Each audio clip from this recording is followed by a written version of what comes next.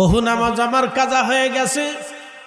রবের দরবারে যদি বলি রব্বি আপনার জন্য নামাজ এনেছি, তাহলে নামাজের হিসাব পরিপূর্ণ মতো আমি দিতে পারবো না। চিন্তা করলেন না নামাজের কথা বলবো না, তাহলে রোজার কথা বলি। পেরেশান হয়ে গেলেন না রমজানের কথা যদি আমি বলি, তাহলে রোজাও তো আমার ঠিক মতো হয় নাই। কারণ রোজা রাখার পরে অনেক মুসলমান ফাহিশা কথা বলে।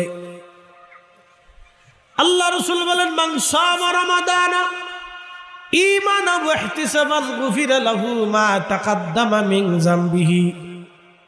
যে ব্যক্তি মাহে রমজানে রোজা রাখলো, ঈমান ইহতিসাবের সাথে রোজা রাখলো, ঈমান ইহতিসাবের সাথে রোজা রাখলো, আল্লাহ পাক তাকে এমন ভাবে মাফ করে দেয়, একটা ছোট্ট বাচ্চা মায়ের পেট থেকে দুনিয়াতে আসার পরে যেমন তার কোনো গুনাহ